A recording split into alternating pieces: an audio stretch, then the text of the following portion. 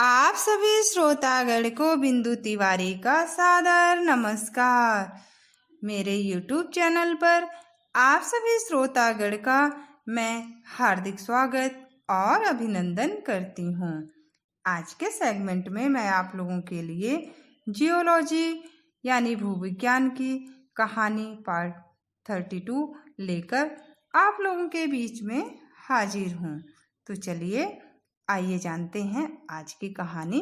इससे पहले हम आपको बताएंगे, इसे तकनीकी रूप से हमें उपलब्ध कराने में सहयोग रहा परम आदरणीय गुरु डॉक्टर मुकुंद नीलकंठ जोशी सर का। सर को मैं नमन करती हूँ। आइए जानते हैं स्टोरी।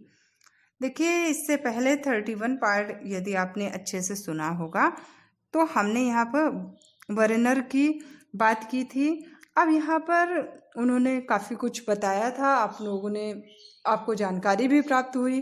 और फिर उसके बाद अब यहाँ पर हम बात करेंगे कि इनके मृत्यु के बाद मतलब 1817 के बाद जो उनके मतलब कागज़ हैं और उससे जो पता चला, जो उनके द्वारा तैयार किया गया खनिजों का वर्गीकरण हमें मिलता है, जिसे अपने मतलब उनका क्या था उस टाइम, आपने ध्यान दिया होगा तो याद भी होगा आप लोगों को कि उन्हें छपवाना चाहते थे, लेकिन वो क्या है कि थोड़ा सा आलस के कारण वो ऐसा नहीं कर पाए, जिसके आधार पर वे पढ़ाते तो अवश्य थे, लेकिन उनके शिष्यों ने भी उन्हें बाद में प्रकाशित मतलब किया गया उन लोगों के द्वारा। ईमानदारी की बात है कि इसे बर्नर का ही कह कर प्रकाशित किया और अपना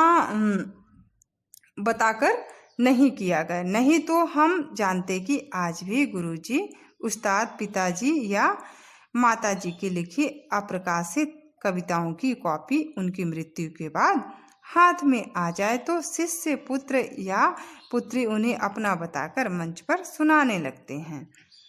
अब ये तो सब नहीं कर सकते हैं और अपने नाम से किताब भी छपवा देते हैं।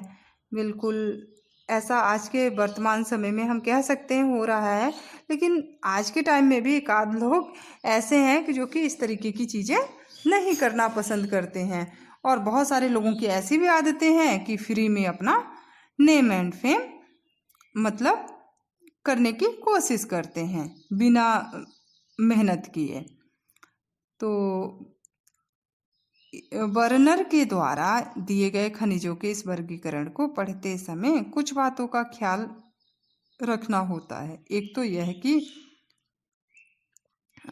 जब तक खनिज और सेल में बहुत स्पष्ट भेद नहीं तय हुआ था और फॉसिल शब्द की भी सही परिभाषा नहीं बनी थी, बर्नर ने खनिजों के लिए ही फॉसिल शब्द का प्रयोग किया, जहां खनिज बड़े बड़े आकार के हों और अलग अलग पहचान में आते हों।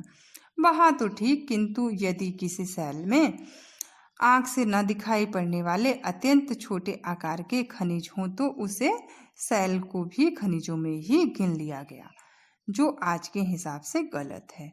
दूसरे रासायनिक संगठन की बहुत जानकारी नहीं थी। आणविक संरचना और क्रिस्टल विज्ञान का अभी पता नहीं था।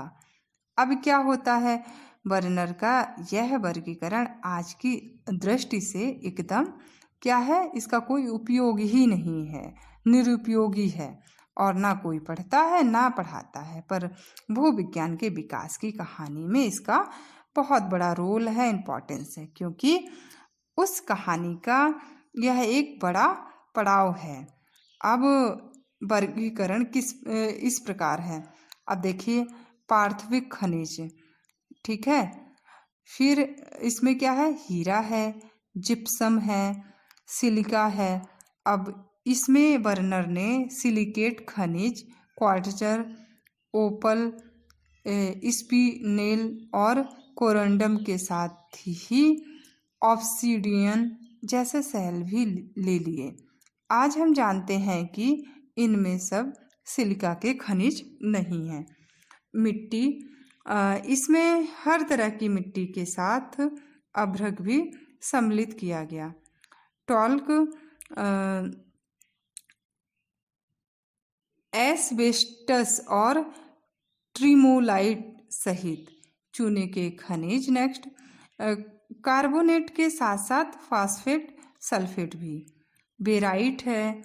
फिर क्या है इसके आगे, स्ट्रासियम, हेलालाइट, क्रायोलाइट और लवणीय खनिज, सोडियम तथा पोटेशियम के नाइट्रेट, क्लोराइड, सल्फेट आदि जो है हेलाइट अर्थात नमक, सोडियम क्लोराइड होता है, तो वह यहाँ आना चाहिए था। अब ज्वलनशील खनिज क्या है? गंधक, कोयला, ग्रेफाइट, रेजिन आदि को हम कह सकते हैं। अब क्या है धातु खनिज क्या है? वरेनर ने 22 धातुओं के बारे में बताया। वे हैं प्लेटिनम सोना, क्यूक सिल्वर चांदी, तांबा लोहा सीसा, रांगा टिन, ठीक है, बिस्मथ जस्ता, antimony, tellurium, manganese, nickel, cobalt, arsenic, molybdenum, tungsten, इसको बोलते हैं वुल्फ्रम, और टाइटेनियम, यूरेनियम, क्रोमिनियम, सीरियम। अब क्या है वरेनर ने कुल 311 खनिजों का वर्णन किया है, पर जैसा कि हम अभी बात किए हैं उनमें से कुछ सेल भी शामिल हैं। विज्ञान के विकास के इन पड़ावों को देखने के बाद जब हम कुछ लोगों की बातें सुनते हैं कि वेदों में सारा ज्ञान था, अंग्रेज यहाँ आए, हमारा सारा ज्ञान चुरा कर ले गए और सारी वैज्ञानिक खोजों पर कर डाली, तो हंसी आती है। खनिज विज्ञान के इतिहास में वरेनर का अत्यंत महत्वपूर्ण स्थान है और आधुनिक खनिज विज्ञान के वे क्या है पिता कहे जाते हैं, यानी जनक कहे जाते हैं। परंतु भूविज्ञान की कहानी में वरेनर प्रसिद्ध हैं। एक और कारण से उन्होंने सभी सेलों की उत्पत्ति पानी से मानी और वे नेपच्यूनिस्ट विचारधारा के क्या बने, जनक बने। अब इसके बारे में हम आपको आगे बताएंगे, तो इस वीडियो को उन तक ज़रूर शेयर करिए जो लोग इंटरनेट सेवा से वंचित हैं। और आप लोगों का इतना आदर, सहयोग, स्नेह पाकर आप सभी को बिंदु तिवारी की तरफ से तहे दिल बहुत बहुत शुक्रिया। नमस्कार।